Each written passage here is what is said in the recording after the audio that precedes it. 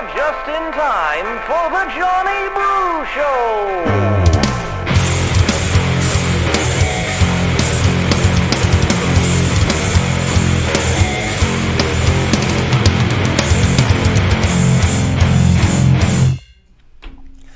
What's going on, everybody? My name is John Brookhagen, host of the Johnny Brew Show, and we have got another incredible weekend of coverage for you. We're going to cover everything, the way it affects your life, and there's just so much happening. You should see the cutting room floor of the editing room. I mean, we are full. We can't even fit everything in. For example, I'm not even going to, I don't think I have any videos of Joe Biden whispering, because that was so hilarious, and I have so much to say about that, and I couldn't even fit that into the 3-hour show. So, I mean, there's just so much great stuff that's not even going to make it. One of the most exciting things is that we're going to have some company today. Don't forget, Sunday morning, June something, I don't know, the last Sunday in June is going to be the interview with Valeria Gurr. She is one of the biggest proponents for homeschooling and diversification of education in Southern Nevada and all of Nevada, in fact. And we had a great 1-hour sit-down where we talked about her incredible rise to prominence from a Chilean schoolgirl to having, almost having her doctorate degree at UNLV and doing a lot of great work in our community. So make sure you look that up. That's Valeria Grrr. There's 2 R's at the end of her last name, so that's why I love to say it. June 27th, in the morning, that's going to be a Johnny Brew Show special. What's special about right now is, I don't know if you remember, episode 5 of season 1, one of our more popular episodes was me introducing my 17-year-old son. Well, 6 months later, he's still 17 years old. He's going to be a senior. And he gets good grades. He plays football and soccer, and he's a Patriot, and I'm infinitely proud of him. And there's a couple of things I want to ask him. But first, let me just introduce him. For those of you who don't know yet, this is my son, John Aaron Brookhagen. Welcome to the show. Hi, everybody. Glad to be here, and thank you guys for listening, and thanks for having me on. Awesome. One of the things I want to share with you guys is how he's 17, he's going to be a senior, and recently you went on an invite to a soccer camp at Duke University, and you've been going to a couple of other universities. We're talking about everything from CRT to requiring vaccinations at a university to the wokeness at certain schools where Duke isn't really infamous for this, but other Ivy League schools like Yale or Pennsylvania or Harvard are. And first of all, I think that you are pretty ensconced in the patriotism and conservatism and understanding what our country was built on. But what do you think about your looking at these universities and the mandated vaccines and the wokeness on campus? Just overall, what's your impression of everything you're going through? When I went to Duke, there was a lot of, woke, poster stuff to get vaccinated, and then, a lot of things about police brutality and diversity and stuff, and I mean, they can do what they want. And that was all on the Duke campus. Yeah. Lots of police brutality, vaccination messaging. Well, not a big amount, but I did see, this one wall with a couple posters, and it's good. They can do whatever they want, really. So, but I feel like it would probably be a little hard to, express my opinion without getting attacked or, be right. I'm risk. More worried about you not getting brainwashed, and to be honest, I'm pretty sure I can't get you to eat, something. I can't get you to eat apple pie, so I don't know if anybody's going to get you to defund the police. You're a pretty stubborn individual.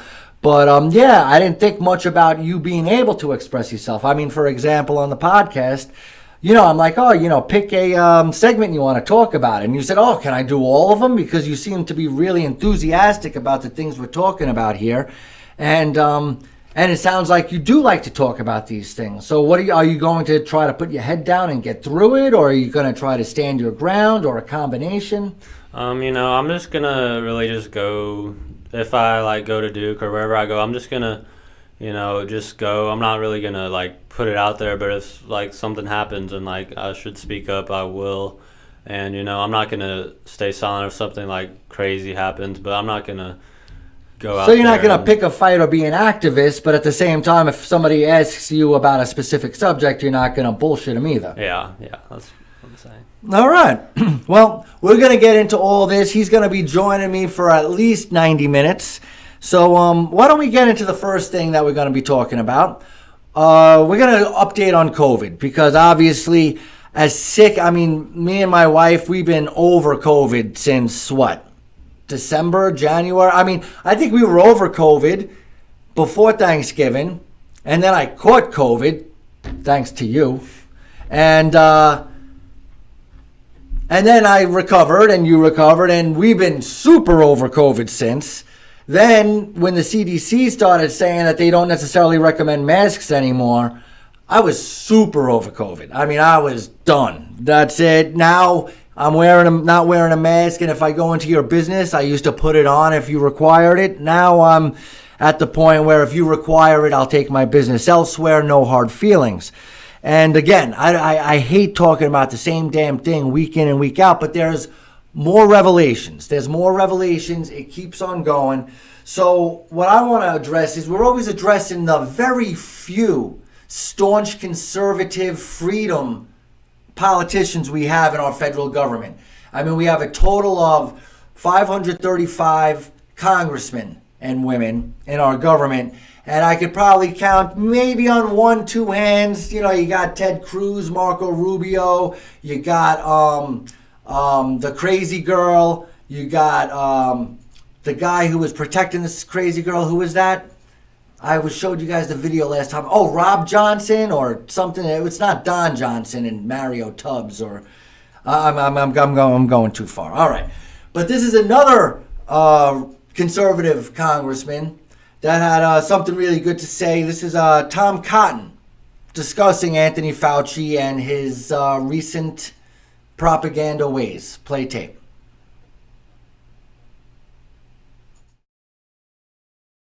You do what Dr. Fauci said yesterday, the second time he's really responding to criticism after walking on water for the first 13 months of this virus.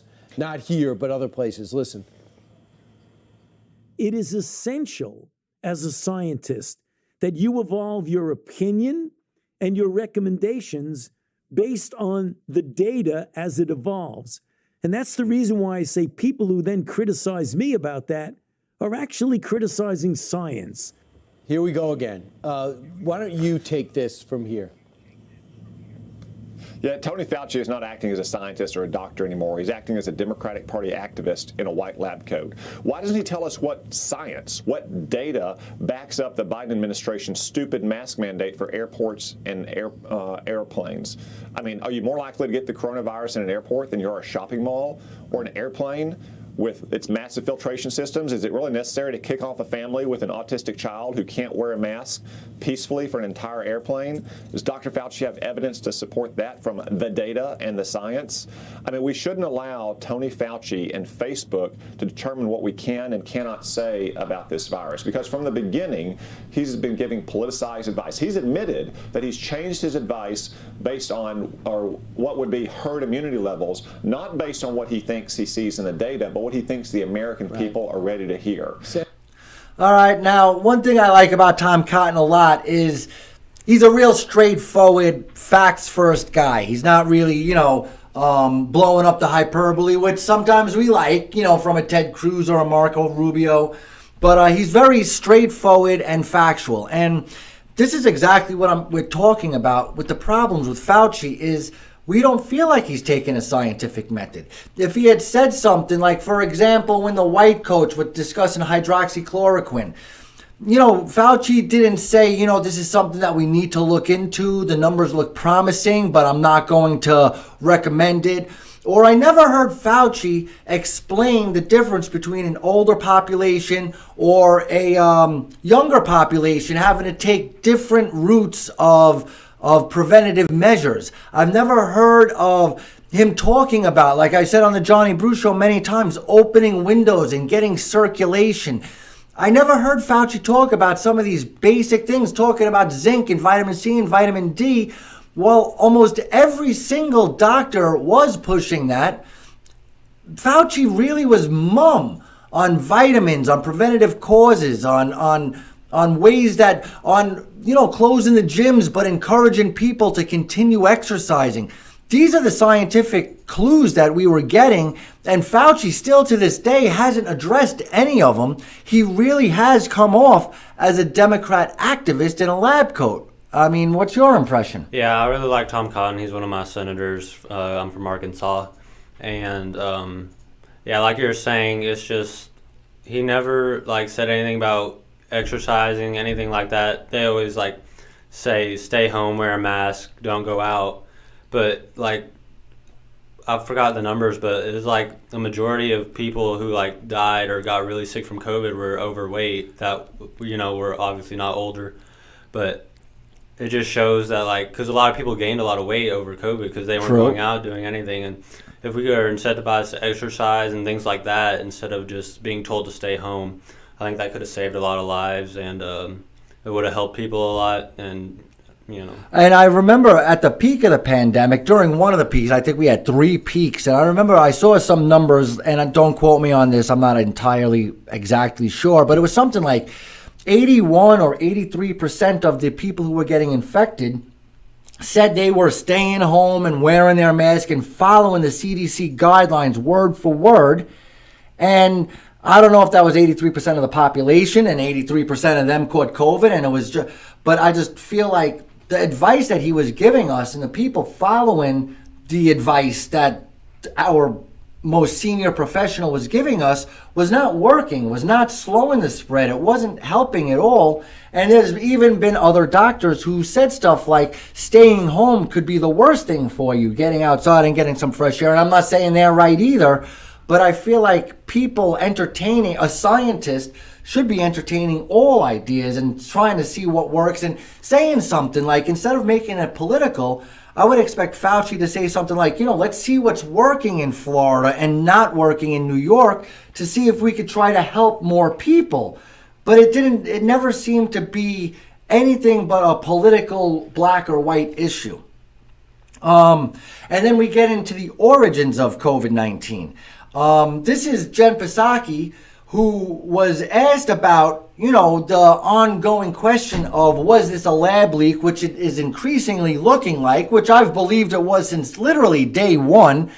I hate to refer to that idiot Jon Stewart, but, with the whole, if there's a chocolate outbreak outside the Hershey factory, we're not going to think that some worm mated with some cocoa bean and all of a sudden we all got infected with chocolate. It was probably the chocolate factory. And again, being that was the lead story last week, it just proves to you how polarized we are politically that somebody could even make such a logical argument. And he wasn't saying that it was definitely from the lab, but I think we should look into that. So this is Jen Psaki, and again, whether you're talking about Kamala being questioned about visiting the border or Psaki being questioned about the lab leak, it really, really feels like these people who are the spokesmen for everything COVID in our country or the border in our country, they're not prepared for not even tough questions, but the obvious questions. Here's Jen Psaki responding to what she should be well prepared to answer. Play tape. Origins, Jake Sullivan said this week that if China does not let investigators probing the COVID origins in, they're going to face isolation in the international community. So what is an example of something that the White House thinks China would care about being isolated from? Well, I would say that, as you know, from covering the trip, last week there was a great deal of calibration around in the global community among the world's largest democracies, the world's most important security partners, about how we were going to work together to address the rising economic power of China and concerns where we have concerns, which the lack of transparency is certainly one of them. So I think what the president and what Jake Sullivan were referring to is the global global community has taken notice. We're going to work together to exercise the necessary pressure on China to be a participant and to provide transparent data and access in this case. And China wants to have a role in the global community and global conversations, and certainly they would take note of that. All right. I'm going to go off on a tangent already. All right? Having nothing to do with COVID. I've had it with these progressives, whether you're talking about anti-racism or you're talking about COVID protocol or you're talking about China. They are bullies. Do you hear what she just said? We're not going to levy sanctions against China if they're not transparent. We're not going to threaten them militarily or threaten them financially or threaten their research or do something diplomatic in order to force them to do the right thing. She says we're going to freeze them out. We're going to bully. We're going to do just like you do in high school when you're 12 years old, where the 5 basketball players are going to shut out the academic nerd because the academic nerd isn't part of their club. And now Jen Psaki says that's what China is going to have to do in order to get back into the cool guys club. Whether it's the G7 or you're talking about the economic forums or you're talking about this diplomacy. She says if China doesn't participate and if China doesn't become more transparent, then they're not going to be part of our club. They're not going to be part of our discussions. We're going to freeze them out because China really wants to be in with the cool kids. And that's all I'm hearing from her, is that the punishment is going to be middle school bullying tactics. And I don't understand why everything comes back to that when it was the progressives who 20 years ago got us off bullying. Now, bullying isn't nice. Being a jerk to somebody isn't nice.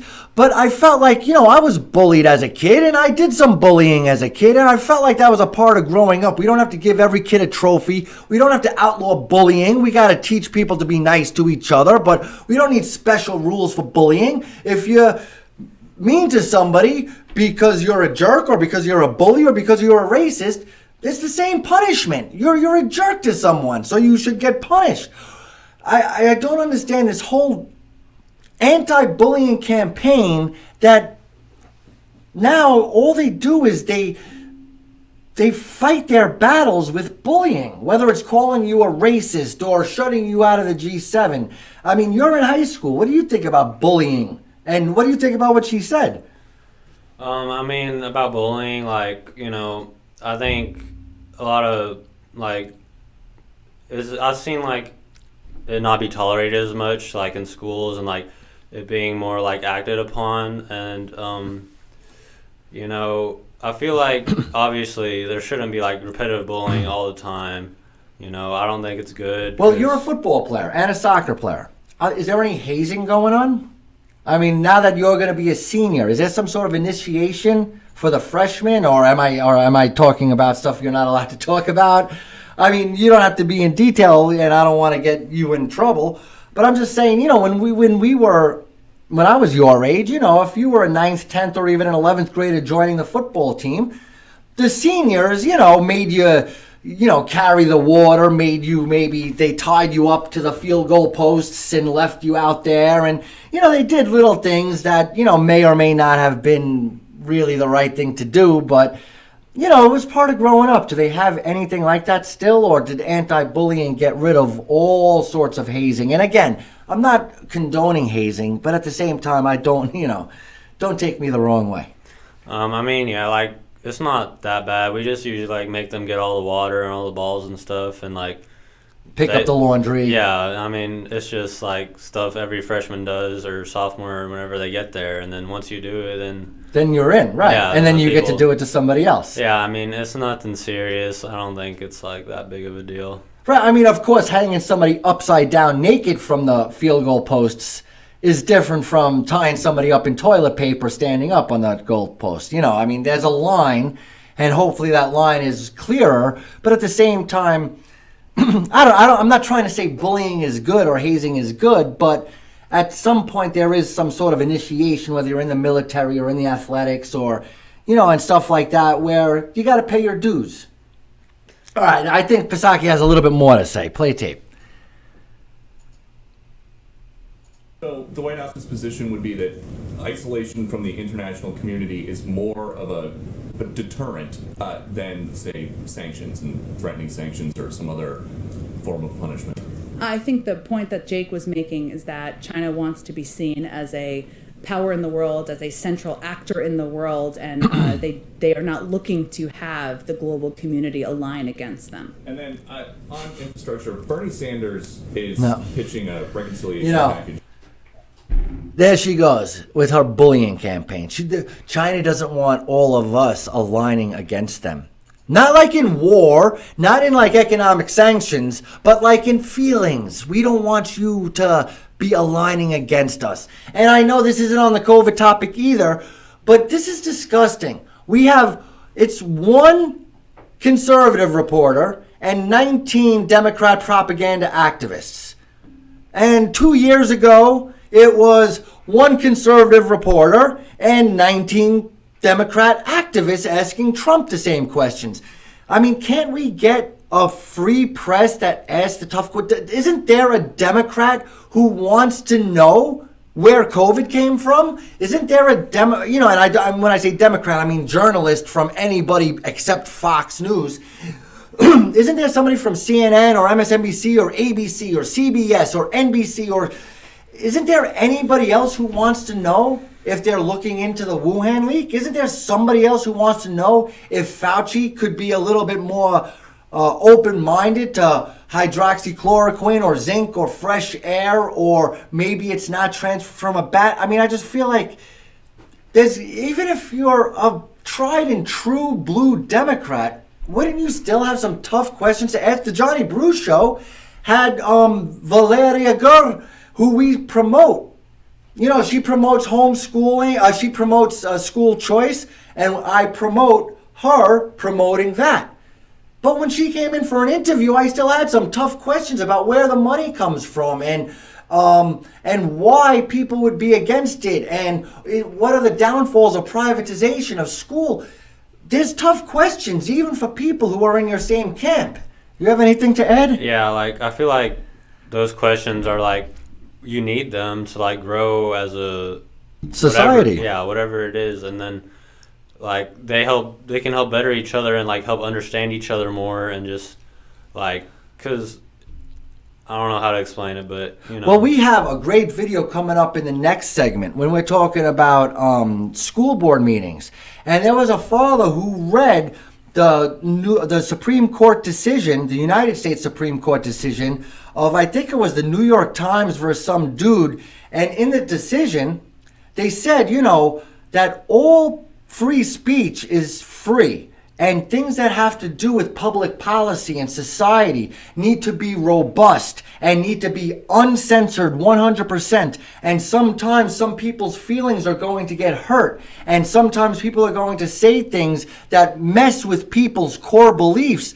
But we can't ever censor any of it because we must have that robust and frank conversation in order to improve our society. And I'm looking forward to playing it. And we'll address it because you'll be here for that portion as well. Regarding COVID and regarding the vaccination rate, I think it's something like 54% of our population has been vaccinated, 55%. I don't know if maybe we could get that exact number, which doesn't count the people who were not vaccinated but have recovered from COVID, like both of us. We're two people right here who have had COVID, have the antibodies, and have not been vaccinated, at least as of yet. And I believe as far as herd immunity is concerned, we should be considered towards that count. So you figure if it's 55% of Americans that have been vaccinated so far and 45% of all Americans have been vaccinated so far, and that's fully vaccinated. I think it was 51% of Americans have had at least one of the shots. But then I would say we have to at least add if 50 million Americans contracted COVID, that's 1/7 of our population. 1/7 of the remaining 50 is another 7. So there has to be at least 8 to 10% of the remaining population has the antibodies, which means we're at 60% herd immunity, which originally Dr. Fauci said he was an expert on coronaviruses, and he said for a coronavirus, 55% herd immunity would be plenty to get us to where we need to be. But this is why Biden thinks that we're having trouble to continue the increase in the vaccinated population. Play tape. There's a reason why it's been harder to get African Americans initially to get vaccinated, because they used to being experimented on. The Tuskegee Airmen and others. People have memories. People have long memories. It's awful hard as well to get Latinx vaccinated as well. Why? They're worried that they'll be vaccinated and deported. Oh my God. I don't know if you guys know, but my wife Adriana is our producer, and I don't think she's heard this clip so far. She's not Latinx, and she's not Latinx like a Kleenex. My wife is a Latina. She's a feminine. She's a potential birthing person, unlike myself. And she just laughed. But we might have to hear this clip again. I don't know if that's possible. But let's start at the beginning. First of all, there's no black people, or very, very, very few black people are not getting vaccinated because of the Tuskegee experiment. Biden, there is a difference between people living in Tuskegee today, the Tuskegee Airmen, who were heroes in all-black regiment of pilots from Tuskegee that did work to help us win World War II, and the Tuskegee experiments. All right, these are three different entities, okay? Let's learn a little bit here. Tuskegee is a town where people still live today. The Tuskegee Airmen were the World War II Air Patrol Regiment. The Tuskegee experiment was an experiment conducted in Tuskegee by a black doctor with a black assistant data analyst who did experiments on black people. That was not a racist thing like white people got together and did experiments on black people like German Nazis did to Jewish people in concentration camps and other kind of camps, as well as other undesirables, whether you're talking about gypsies or homosexuals or whatever the case may be. All right, so first of all, there's the difference. The Tuskegee experiments were not a racist thing. It was black people doing it to black people. So I don't know why race has been conflated in something like that. And then Tuskegee is another place. No black people, there's plenty of black people who might be vaccine hesitant, but no black people are saying, I'm not getting the vaccine because of the Tuskegee Airmen or the Tuskegee experiments. That's not why people are not getting the vaccine. That's number one. And I'm an idiot podcaster in a basement in Las Vegas, and I understand these things. He is the president, the leader of the free world. And this was only a 20-second clip, and I'm only 5 seconds in. There's more. Nobody from Central or South America refers to themselves as Latinx or Latinx. My wife almost fell off her chair. And do you know our population? Do you know how many Hispanics we have in America? I think it's something like 20% of our population is Hispanic. And when we do the census, we count legal immigrants. I know the Democrats fought to have 18%. 18% of our population is Latino, Hispanic, actually. Because Latino is from Central and South America. Mexicans are not Latino. Mexicans are Mexican. People from Spain are not Latino. They are Hispanic or Spanish. All right? Understand, So we have 18%, was it, Hispanics in our population. And, so say that's 20%. Say we have 350,000 people here. That would be 140. Is that right? 140 million Hispanics? Is that 20% of 350? Yeah. 70 million. There we go. We have 70 million Hispanics out of 343 million people here in America. None of them are worried about getting deported. Not one. They are American citizens of Hispanic descent or ethnic heritage. None of them are worried about getting deported, number one.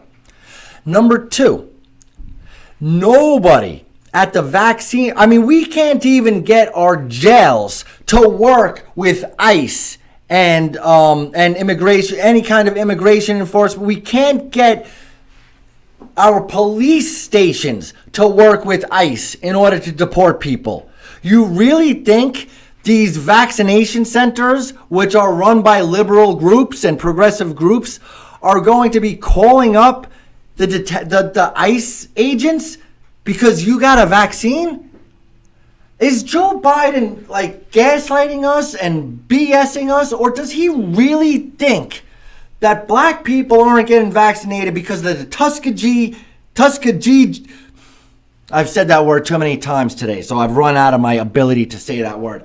The Tuskegee Airmen is not the reason why black people are not getting vaccinated. And Hispanic people are not getting vaccinated not because they're worried about getting deported. You have something to add before the great finale? Well, basically what I got about the Tuskegee thing you were saying is like if they did an experiment in Japan with a Japanese person and Japanese patients, I don't think that would be considered racist if they're just using the people that are there. Right. But it was pardon me, a crime of opportunity. Yeah. The black doctor had a bunch of black dudes around him. That's why the black dudes got experimented on. If me and you were gullible and sitting there, it would have been a white experiment, right? Whatever the case may be. And what do you think about it? You have any Hispanic friends? Yeah. Do they go by Latinx? No. Do they call themselves Latinx? No. I've talked to some people about it, and they just think it's so stupid. It's just I heard some people think it's offensive to their culture, and it's just Yeah, well, they got this thing called what is it called? Machismo in I think Mexico, or is that all of Hispanic culture? All of Hispanic culture has machismo, which is masculinity. There's nothing wrong with being a tough guy. There's nothing wrong with providing for your family. There's nothing wrong with telling your wife how wonderful she is. There's nothing wrong with the Romance languages like Italian or Spanish using gender descriptors. Ending in an O means you're a man or male. Ending in an A means you're a woman or female. And I don't think, is there a Spanish translation for birthing person? We're going to have to work on that, woke world. Anyway, all right, now, I haven't done this yet for fear. I told you guys last week, we released a video and we were going to play it for you. And we got the pre-production video on YouTube got banned. But I don't care, all right? First of all, if you're watching this on Facebook, if you're going to follow me to Rumble or BitChute, please press the care button on the thing. And that'll be your message that if we have to leave YouTube or Facebook, you're going to come along with me.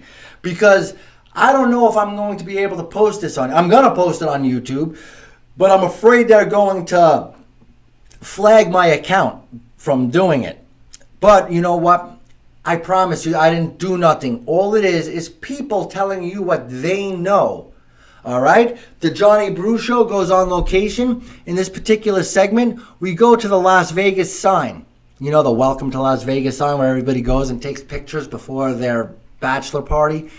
I don't necessarily get it. It's a sign. I mean, I understand seeing it on this a sign on the road, like "Welcome to Red Rock" or "Welcome to California." Stop and take a picture. But I don't understand. It's like a major tourist destination, and you know what? I guess the first time I came to Vegas, I did it too. So I guess I can't make fun of people too much. Nonetheless, this portion of the show is brought to you by Rob's List. ROBSLIST.org. ROBS stands for Republican Owned Business Support List. RobsList.org.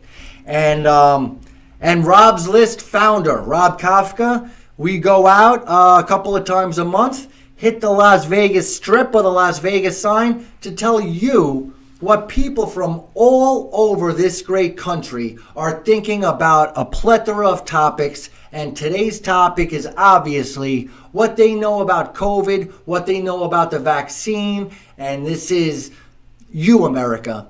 I mean, I don't know if you guys have realized this, but every time I see a collection of Americans giving their opinion, talking, going to a concert, whatever, I love the people of this country, even the people I don't agree with.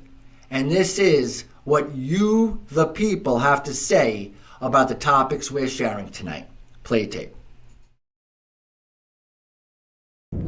Hey guys, I need to ask you a couple questions. Is that all right? Are you from Vegas? Yes. All right. Welcome back, friends. You're just in time for the Johnny Brew Show.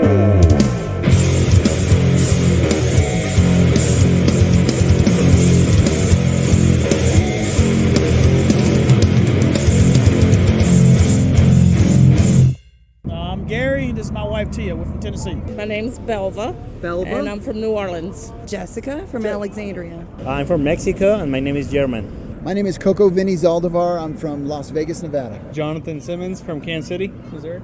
Peyton Simmons from Missouri. Edward Burton from Little Rock, Arkansas. Carla, I'm from Fresno. All right, part 2 of the interview. You nailed the first. You killed your dad. You did much better than him. Hold on, they're asking me. All right, if you caught COVID, what are your chances of dying? It just depends, I think, on your immune system, because some people can be really weak, and then some people are not weak. Are you weak? No. You're strong? Yes. Like bull? Yes. All right. And are you vaccinated? Yes, I'm fully vaccinated. Fully vaccinated. How do you feel about schools or employers mandating a vaccination? I feel okay about it. I feel they should do it. You think vaccine passport? I feel they should. Very good. And do you know how many people have died from the vaccine in America? Not really. You don't know? Keep the tolls. No. Do you? Because they always tell us how many people died from COVID. Yeah, but I feel like they didn't tell you the truth. What are the chances, if you caught COVID, what are the chances you might die? Everybody's different. Everybody's different. Everybody's body chemistry it's is a 1% chance, but as a nurse, I can tell you that it's totally different. How do you feel about schools or employers mandating the vaccine? Well, I mean, you can't make people get something they don't want to get. So, I mean, that's the part that makes America great is choices. You guys are nurses. If you caught COVID, what are your chances of dying from it? Depending on your dying. Of not dying. Thank you. From Say COVID. that again? 99%. You're 99% likely not to die. Not to die, yes. Okay. And if I told you the numbers was actually 1 in 2,300, would you believe that? Yeah. No, that's No, too low. I would. That's too low. Because no, it's so too low. That's less than 1/10 of 1%. Yeah, that's too low. No, it's too low of a... One of dying. 2,300? No, sorry. Maybe 23 million, but no, I'm sorry. Okay. What are your chances of dying if you caught the flu? Probably greater than COVID. Greater than COVID, actually. Do you think you have a But better not- chance of dying from the flu? Yes. You have a better personally. chance of getting the Personally. flu, yes.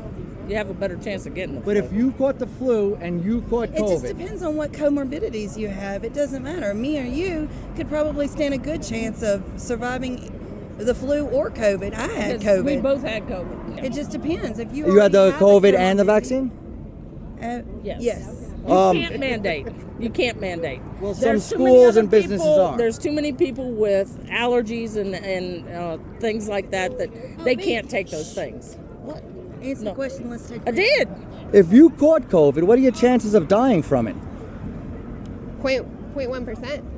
It's a 99.9% survival rate. Very good. What do you do for a living? I own a business. So I work as a homemaker, so I'm a home manager. So Very good. Yeah. You seem very informed. I like it.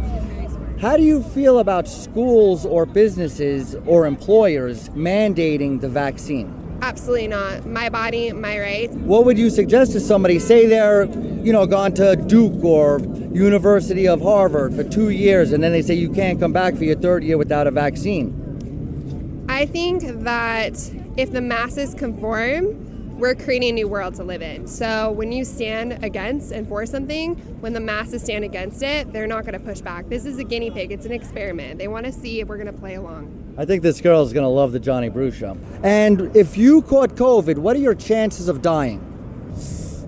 I think, on my guess, maybe 1 on 1,000. 1 out of 1,000. Yeah. You're very close. It's actually 1 out of 2,000, a little bit more, but very, very good. How do you feel about employers or schools mandating the vaccine? Or you get fired? It's kind of hard, because some people don't really trust it, and then I respect it. Right. But I think the employers has to respect that one too. If you were to catch COVID, what are your chances of dying? About 0.3, I think. 0.3%.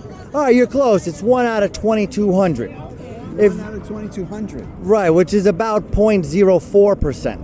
Okay. Okay. Now, what if you caught the flu? What are your chances of dying? 0.015%. I don't know if you're pulling that number out of your ass, but you're almost dead on. How do you feel about businesses or schools mandating that employees or students get the vaccine? I feel terrible about it. Honestly, I don't like it. It's one of those things. If it's 1 out of 2,200, or even if it's like the flu, I mean, it's a tough thing because the vaccines is so new. I don't think that people should be forced to take it yet. I don't think there's enough data on the vaccine stuff. But if you caught COVID, what are your chances of dying? 50-50, I guess. I had people die from it that was healthy. And how do you feel about schools or employers mandating people get the vaccine? Well, I mean, if you're gonna work there, and if they say, you got to take the shot, then if you either go take the shot or find another job, How many people have died from the vaccine in America? I don't know the exact number, but I know as far as unreported, it's probably got to be thousands upon thousands. And they're not reporting it. The vaccine emergency response system from the government says at least 5,200. Yeah, that's what I'm saying. It's easily triple.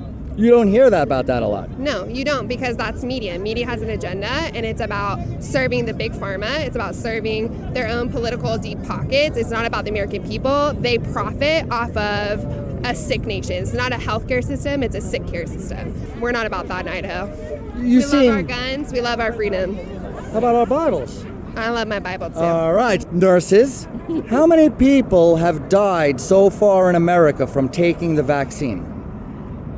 Technically none. You can't say comorbidities didn't cause anybody. I mean, I know for a fact. Well, from that reasoning, it sounds like nobody died of COVID either. Exactly. Don't always believe everything that the government. You guys did awesome. I just don't like answering questions that I have not done research on. I'm a researcher. And that's why I'm trying, as am I. That's why I asked the questions. All right. How many people have died from taking the vaccine? I have not heard of anybody dying from taking the vaccine. Neither have I. I mean, well over 5,000 people have died so far, and that's a minimum. They didn't have the actual virus. They died from the vaccine. They were healthy, they took the vaccine, and at least 5,208 people since January 7th have died from the vaccine. You think it's odd that you never even heard about that? Yes, I would say that's odd. And last question. How many people have died from taking the vaccine? I think none. On the news, they never told you. Yeah, actually. Maybe. Would you be surprised if I told you at least 5,200 people died from the vaccine? Kind of big number.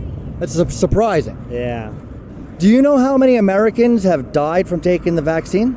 About 10? About 10? About 10. All right, the government reports at least 5,200, but it's weird that nobody ever even heard of that, right? Oh, no, yeah, that is. I think there's like 4,000 or 5,000 people probably, or 6,000. Where do we somewhere around find there. these people? You're right on the money. If you caught COVID, what are your chances of dying?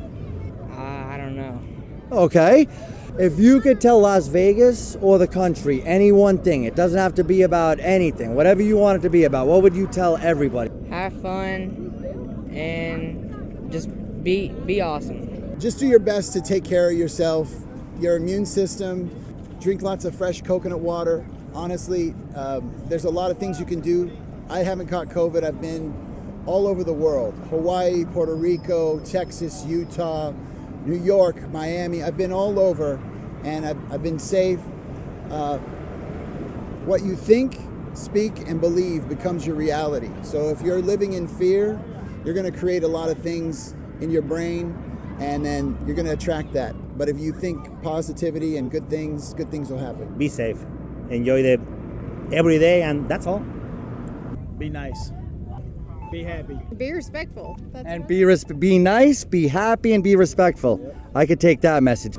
I just think you need to be able to think for yourself. Stop letting other people think for you. Do your research, be informed, and look for accredited research. Don't just believe the media and don't believe, what you're seeing online, like social media. That's not real news. That's paid news by propaganda like Big Pharma, and they make money off of your ignorance. Study, research, ask questions. Don't just do what you're told. Ask why. This girl sounds like she's doing the outro to one of my shows. All right, everybody. I mean, first of all, I gotta, again, every time we do these segments, which is gonna be another one later on in this weekend's programming, but we gotta thank Rob's List, ROBSLIST.org. Rob Kafka, thank you so much. I'm looking forward to doing many of these videos, and I was actually a little bit surprised. My quiet, withdrawn, mumbling son said that looks like a lot of fun. Is that something you might want to do? Yeah, definitely. It'd be fun to go out there. You'll go up to strangers and ask them tough questions? Yeah. I'm looking forward to that. All right, everybody. We have got a lot more coming your way. Let me remind you again about the Valeria Gur interview that's going to premiere on Sunday, June 27th, I think. And then there's going to be lots of great episodes this week, so make sure you're subscribed. I know plenty of you guys are watching the videos. I need you to subscribe. That's what that's my popularity contest. On Facebook, you need likes. Yeah, on YouTube, you need subscriptions. I mean, that's the one thing, and I've never had so much trouble. I could get friends on Facebook. I could start a Facebook group. Some reason getting subscriptions on YouTube it's tough, and I'm going to need your help. That's what's going to help me grow and, get bigger, better guests and a bigger, better studio. I don't know if you could be any bigger or better than this. And maybe that'll lead to me getting a bigger, better son. What do you think? Yeah. Can I get a bigger, better son? We'll see. Well, you're pretty big and you're pretty good. Any final thoughts on the video that you just saw? Yeah, it's interesting. There are a lot of different viewpoints and perspectives to think about all the things you were talking about. And it's good to see different opinions. Yeah, I love it. I mean, not everybody agreed with the way the Johnny Brew Show portrays it, and not everybody, and some people are even further along the tinfoil hat path, whatever you might want to call it. But I think it's really interesting, these segments, just hearing what people know and what they don't know. And, like I said, on the next segment, we're going to be hitting the Strip in the Bellagio fountains again as we ask parents what they think about critical race theory in schools. And I asked the tough questions, as I always do on the Johnny Brew Show. Like, when should public schools be discussing masturbation and anal sex with their children? You want to see what people say? You want to see if John Brookhagen gets punched in the face for asking these tough questions? You're going to have to tune into the next episode to find out. Don't forget to check out my friend Darian Anthony, The Meltdown with Darian Anthony, where he conflates biblical revelations, end of times, with our current political and cultural situations. That's The Meltdown with Darian Anthony. My name is John Brookhagen, joined by John Brookhagen, and we will see you on the next segment. Thanks for tuning in.